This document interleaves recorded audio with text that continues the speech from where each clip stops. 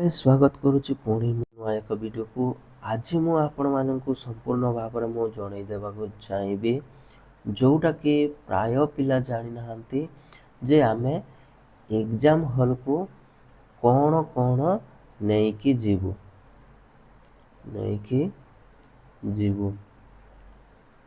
वर्तमान मु एई वीडियो रे तुम मानकु संपूर्ण भाव में क्लियर कर देबाकू चाहे पिला माने आउ तार प्रोसेस कौन रही कौन कौन इम्पोर्टाट डॉक्यूमेंट रही कौन कौन सांगरे नहीं जीवो तुम एग्जाम केतेटारे हबो आउ तुम को केतेटा शिफ्ट रे हबो एवं तुम केतेटा क्वेश्चन आसीबो को लेवल रो क्वेश्चन आसीबो तुम ऑफलाइन दबो ना ऑनलाइन दबो ताहार संपूर्ण डिटेल्स ना कौन करबी मो एही क्लास रे तुमरो क्लियर करबी बुझी पारुछ जोटा कि तुम्हें जो द्वंद्व रही से द्वंद्वटा मु दूर करी तो चलतु डेरी न करी वीडियोटी आरंभ करवा।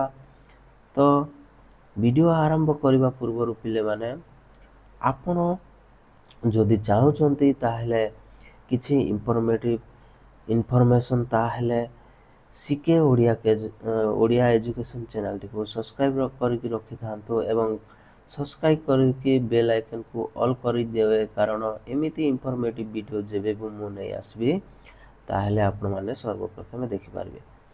तो चलंतु वीडियो को आगे को नेबा। तो सर्वप्रथम आमर जो सिटी परीक्षा 2026-27 पिले माने जो सिटी एग्जाम टा रही से सिटी एग्जाम रे प्राय तुमरो केते पिला अप्लाई करिसंती पिले ना तुमरो 1,13,000 केते समथिंग अप्लाई करिसंती प्राय एही मानक मध्य रे कम से कम तुमरो गोटे 10,000 पाखापुकी ना कौन पाखापुकी एग्जाम देबे किंबा न देबे ताहा किछि गारंटी नहीं किंतु प्रायतः 1 लाख पिला तुमरो एग्जाम देबे ताहापर तुमरो सेकंड कौन रही पिले ना तुमरो एग्जाम डेटा केबे ना 7/8/26 रु 11/8/26 पर्यंत तुमरो एग्जाम होबो आउ तुमरो एग्जाम को मोड रे होबो पिले ना तुमरो सीबीटी कहले कौन ना तुमरो कंप्यूटर बेस्ड टेस्ट तुम्हें कंप्यूटर रे बसिबो तापर तुमको यूजर आईडी तापर तुमरो पिन पासवर्ड देकी लॉगिन करिवो लॉगिन कला परे तुम माने सेटारे एग्जाम स्टार्ट देइथिबो एग्जाम स्टार्ट देइथिबला परे सेठी गोटे तुमरो क्लियरेशन मागिथिबो सेठी क्लिक मारिकी स्टार्ट एग्जाम ऊपर क्लिक करिकी तुमरो खाली कौन पिले ना माउस रो काम ही सेठारे अछि कौन ना ओनली तुमरो माउस ही यूज करिवो आउ तुमको कौनसी टाइपिंग करिवार नाही किबा किछि करिवार ना बुझी पारुछ। तो खाली माउस रे तुम क्लिक करके सेव एंड नेक्स्ट करी जीवो तापर सेकंड रही कौन तुमरो एग्जाम शिफ्ट तुमरो 4टा शिफ्ट दिन को 4टा शिफ्ट रे हबो एवं तुमरो एग्जाम टाइमिंग रहउछि केते 1 आवर 30 मिनिट माने तुमरो 90 मिनिट एग्जाम हबो बुझी पारलो। तापर कौन रही पिले ना तुमरो एही एग्जाम रे कौन अछि ना नेगेटिव मार्क मध्ये अछि तुमरो केते 0.25 माने तुमे 4टा भूल कले केते तुमे 4टा रॉन्ग आंसर जदि देले तुमरो केते 1 मार्क कटिबो बुझी पारलो ना केते 1 मार्क कटिबो। तापर तुमरो सिलेक्शन प्रोसेस कौन रही पिले ना तुमरो सिलेक्शन प्रोसेस हबो नॉर्मलाइजेशन अर्थात तुमरो जो 4टा शिफ्ट रे एग्जाम होची सही एग्जाम टा को शिफ्ट रे ना तुमरो केते हार्ड लेवल रे ना क्वेश्चन पकई छंती तारी अनुसार नॉर्मलाइजेशन हबो इजी शिफ्ट रो क्वेश्चन जेते इजी थिले मध्य तांकर मार्क कौन पिले ना बढ़िबो नाही जो शिफ्ट रे हार्ड क्वेश्चन पेपर आसी छी सेही पिला मानकर କିଛି ମାର୍କ ବଢ଼ିପାରେ। ବୁଝିପାରିଲ, ସେଇ ଅନୁସାରେ ହେବ। ଆଉ ତୁମର ଟୋଟାଲି ମାର୍କ କେତେ? 90ଟା MCQ ଆସିବ ମଲ୍ଟିପୁଲ୍ ଚଏସ୍। ତୁମର 90ଟା କ୍ୱେଶ୍ଚିନ୍ ଯାକ ମଲ୍ଟିପୁଲ୍ ଚଏସ୍ ଆସିବ। ତୁମେ ଖାଲି କ୍ୱେଶ୍ଚିନ୍ ପଢ଼ିବ, ଆଉ ତୁମକୁ ରଫ୍ କରିବା ପାଇଁ ଗୋଟେ ପେପର୍ ଦେବେ। ସେଇଠି ପେପରରେ ରଫ୍ କରିବ, ଆଉ ତୁମେ ଖାଲି କ୍ୱେଶ୍ଚିନ୍ର ସେଇ ଆନ୍ସର୍ ଉପରେ କ୍ଲିକ୍ କରିକି ସେଭ୍ ଆଣ୍ଡ ନେକ୍ସଟ ଖାଲି ତୁମେ କରିବ। ତାପରେ ରହିଛି ତୁମର ଯେଉଁଟା ପିଲେ ଇମ୍ପୋର୍ଟାଣ୍ଟ ଡକୁମେଣ୍ଟ। ଇମ୍ପୋର୍ଟାଣ୍ଟ ଡକୁମେଣ୍ଟ କ'ଣ କ'ଣ ଦରକାର, କ'ଣ କ'ଣ ନାହିଁ ସେଇଟା ଜାଣ। ସର୍ବପ୍ରଥମେ ରହିଛି ପିଲେ CAF, ଯେଉଁଟାକି କମନ୍ ଆପ୍ଲିକେସନ୍ ଫର୍ମ। ତୁମେ ସିଟି ଆପ୍ଲାଏ କରିଥିବା ସମୟରେ ସେଇଟା ତୁମକୁ ସେଇ ଯିଏ ଆପ୍ଲାଏ କରିଦେଇଛନ୍ତି ତାଙ୍କେ ଦେଇଥିବେ। ଦ୍ୱିତୀୟରେ ତୁମର ଏଡମିଟ୍ କାର୍ଡ଼ ବା ଯେଉଁ ଇଣ୍ଟିମେସନ୍ ଲେଟର୍ କୁହନ୍ତି, ଏଇଟା ମୁଁ ସର୍ଟକଟ୍ରେ ଲେଖିଦେଇଛି, এইটা ନିହାତି ଧରିକି ଯିବେ।